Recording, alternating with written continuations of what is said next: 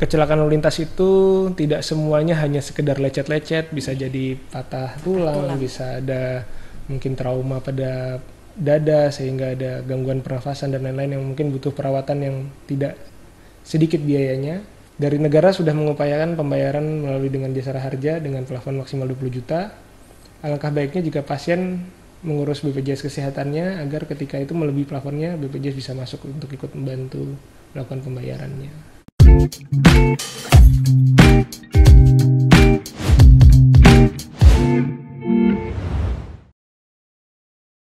Halo Sobat RRI, selamat datang di podcast RRI Manokwari ya, tempat kita berbagi informasi yang penting dan bermanfaat ya untuk masyarakat tentunya. Dan hari ini kita akan membahas topik yang sangat menarik nih, terkait dengan penjaminan pasien BPJS Kesehatan dengan status kecelakaan lalu lintas, atau kita sebut saja atau disingkat dengan KLL. Nah, pendengar podcast, apakah biaya pengobatan akibat kecelakaan lalu lintas ditanggung oleh BPJS Kesehatan? Lalu bagaimana nih prosedurnya?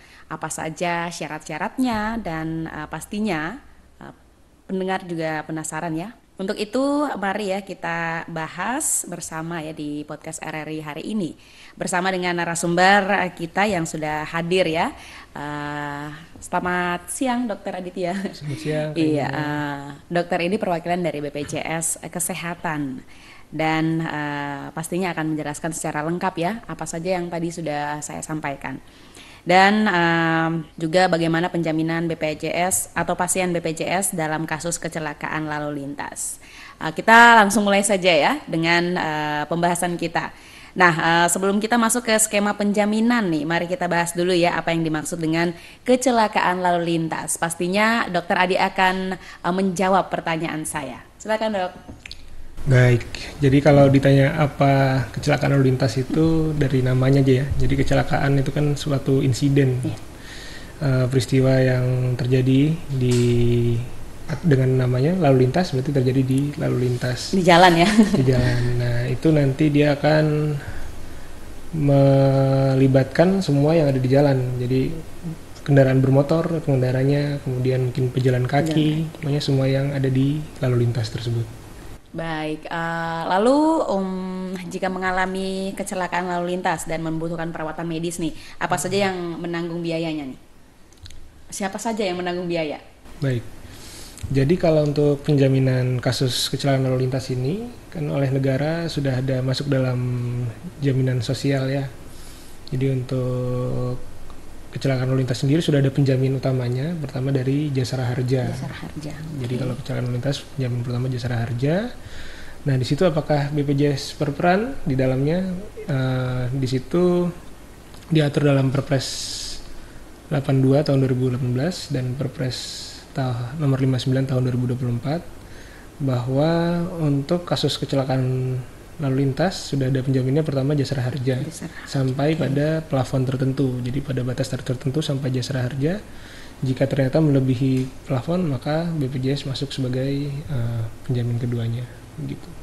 Baik, lalu ini juga penting ya untuk Sobat RRI juga yang mungkin belum tahu nih prosedur apa saja yang harus dilakukan nih jika ada pasien KLL yang dibawa ke rumah sakit. Prosedurnya seperti apa sih Dok? Oke.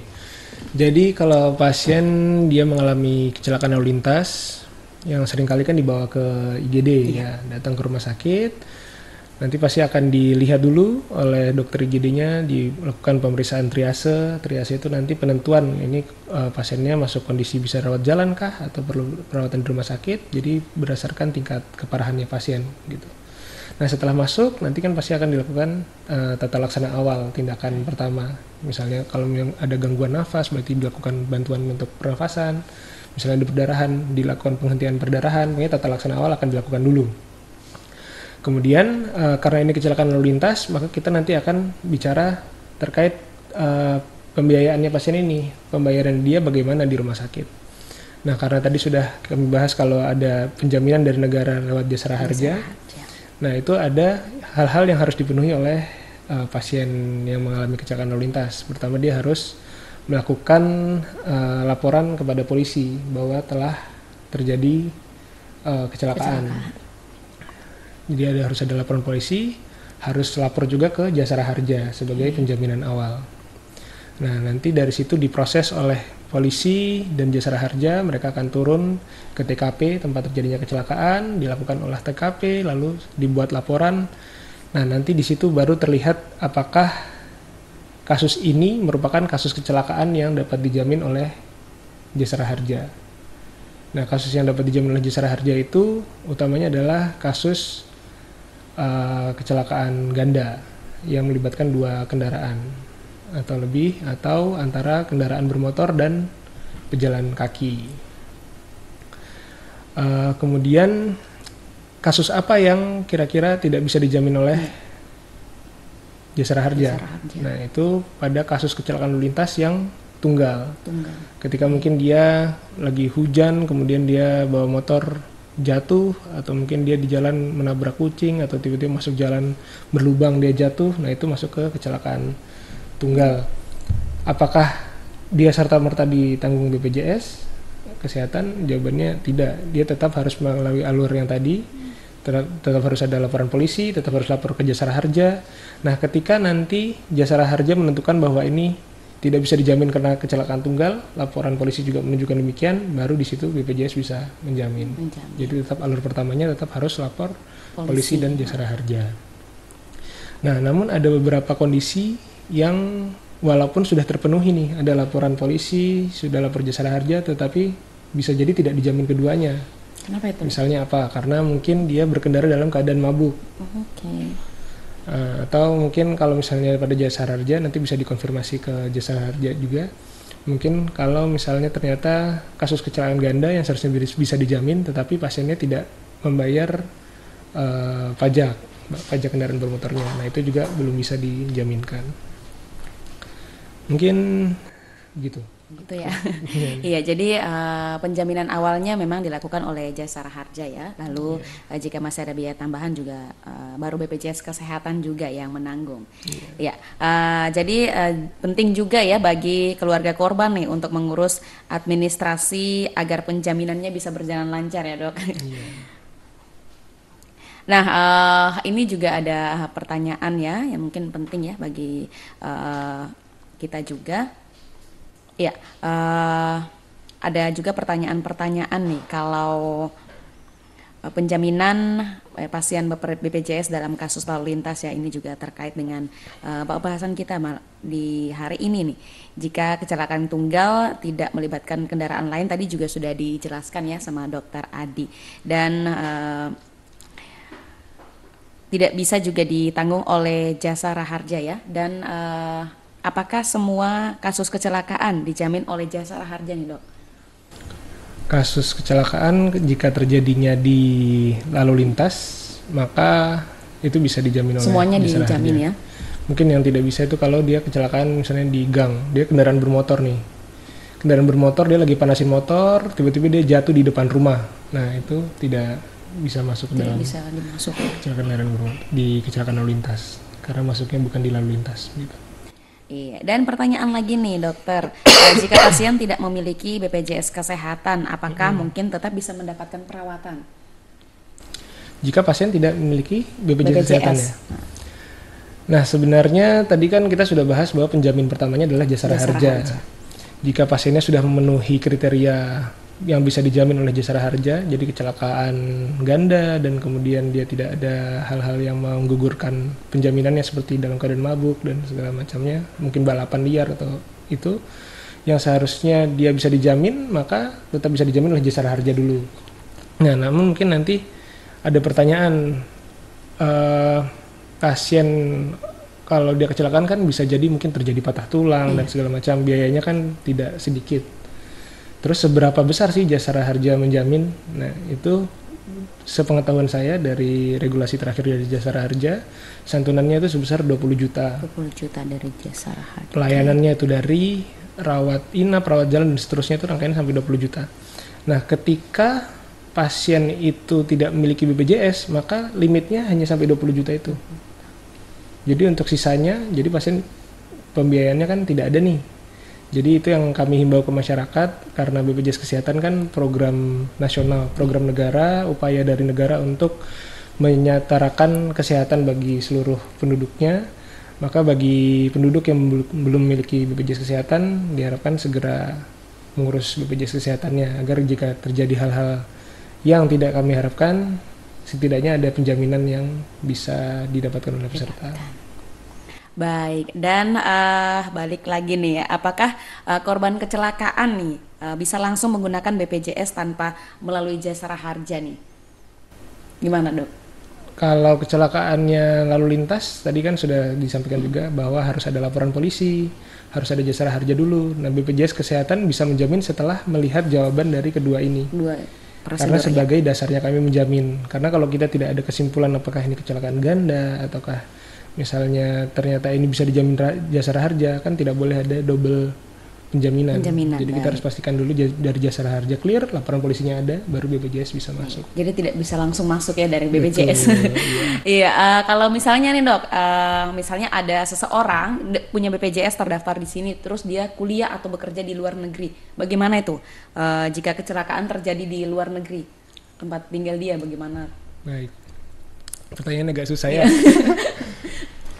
Kalau di luar negeri, kalau BPJS Kesehatan sendiri dari BPJS itu menjamin untuk pelayanan kesehatan di dalam negeri.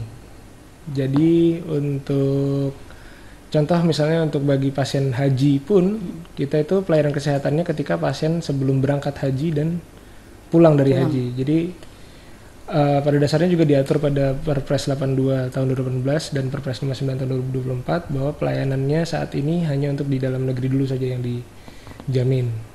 Untuk jasara harja pun sepengetahuan saya kan dasar pembayaran jika pasien memang taat membayar pajak kendaraan bermotor. Nah, kalau di luar negeri kalau misalnya kendaraannya bukan yang dibayarkan di Indonesia sepertinya tidak juga ya. Mungkin dikonfirmasi ke teman-teman di jasara harja. Baik, terima kasih ya. Semoga jawaban ini juga bisa membantu menjelaskan kebingungan masyarakat juga. Ya, dan pastinya mungkin itu saja ya pembahasan terkait dengan kecelakaan lalu lintas ya BPJS Kesehatan dan juga pastinya melalui BPJS melalui jasara harja ya. Dan mungkin untuk statement akhir di podcast kita hari ini mungkin dokter bisa menyampaikan saran kepada masyarakat atau mungkin juga apa yang mau disampaikan kepada masyarakat terkait dengan kecelakaan lalu lintas ini. Baik. Mungkin tadi ada yang saya lupa sampaikan. Jadi terkait kasus kecelakaan lalu lintas. Ini kan tidak selalu pasien ini memiliki keluarga. Iya. Bisa jadi mungkin dia lagi kuliah di luar pulau, kemudian dia kecelakaan, dia sendirian. Terus bagaimana? Siapa yang lapor ke polisi? Siapa yang lapor ke jasara harja? Apakah pasiennya dalam kondisi diinfus? Dia harus pergi?